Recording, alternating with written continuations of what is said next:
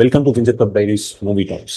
இன்னைக்கு நம்ம சேனல்ல ரிவ்யூ பண்ண போறோம் மாறன் டைரக்ஷன்ல ஜி பிரகாஷ், பிந்து மாதவி, தேஜு அஸ்வினி, ஸ்ரீகாந்த், ரமேஷ் திலக், ஹரிப்ரியா இவங்க எல்லாரோட நடிப்புல வெளியா இருக்கிற பிளாக் மில் திரைப்படத்தை பத்தி தான் இன்னைக்கு நம்ம பார்க்க போறோம். படத்தோட எடிட்டிங் சான் லோகேஷ் பண்ணியிருக்காங்க.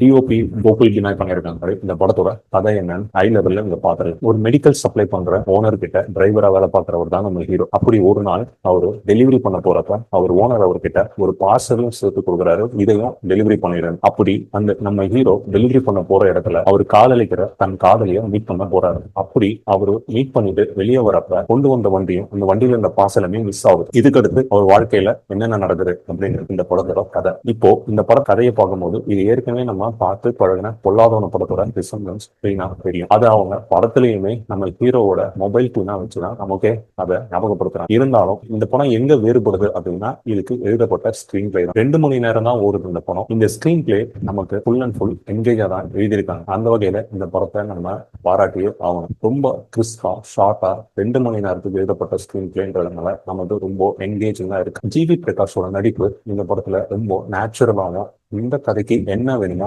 அதை அவரு டெலிவரி பண்ணியிருக்காரு. ஜிவி பிரகாஷ்க்கு அப்புறம் நம்ம இந்த படத்துல குறிப்பா சொல்லணும்னா இந்து மாதவியோட அவங்க ஒரு மதரா இந்த படத்துல பண்ணியிருக்காங்க. அடுத்து குறிப்பா சொல்லணும்னா படத்தோட எடிட்டிங் அண்ட் பேக்ரவுண்ட் ஸ்டோரி. படத்தோட எடிட்டிங்க்கு பேக்ரவுண்ட் ஸ்டோரி கம்ப்ளீட்டா சிம்பிளா இருக்கிறதுனால நமக்கு எந்த இடத்துலயும் ஒரு லேகோ ஒரு லூப்போடு நமக்கு போர் அடிக்கின்ற ஒரு மொமெண்டோ கொண்டு வராத மாதிரி ஒரு ஃபர்ஸ்ட் ஆஃப் நல்லாவே கொண்டு போயிருக்காங்க. அதுவும் குறிப்பா இன்டர்வல் பிளாக் ட்விஸ்டாவும் எக்ஸ்பெக்ட் பண்ண முடியாத ஒரு ட்விஸ்டாவும் எனக்கு இருந்தது. நீங்க பாருங்க உங்களுக்கு எப்படி இருந்ததுன்னா நீங்க கமெண்ட்ல ஷேர் பண்ணுங்க. செகண்ட் ஆஃப் வரும்போது படம் திருப்பி இன்னொரு லூப்போல்ல போற மாதிரியே திருப்பி போனாலுமே தோணும் போதே அவங்க கிளைமேக்ஸ்க்கு அரைவாகிற அந்த மொமெண்ட் ரொம்ப அழகாவே இருந்தது. இந்த சில விஷயங்கள் எனக்கு படத்துல சில விஷயங்கள் இவங்க கொஞ்சம் பண்ணிருக்கலாம் அப்படின்னு தோணுன முக்கியமான விஷயம் அந்த குத்து சாங். ஒரு கமர்ஷியல் படத்துக்கு தேவை அப்படின்ற ஒரு மொமெண்ட்ல போயிருக்காங்கன்றது கண்டிப்பா புரியுது. அது ஒரு யூனிக்கா பண்ணணும்னு நினைச்சாங்களா என்னன்னு தெரியல. திருநங்கைகளை வச்சாங்க பண்ண குத்து சாங்ல ஹோட்டல் பண்ணிருக்க வேணான்னு தான் தோணுச்சு. அந்த பாட்டுமே பெருசா ஒர்க் அவுட் ஆன மாதிரி எனக்கு தெரியல. அந்த ஒரு பாட்டுக்கு மட்டும் இமான் மியூசிக் பண்ணிருக்கிறதா போட்டிருக்காங்க. ஓவராலா இந்த படம் பாத்தீங்கன்னா ஒரு 2 hours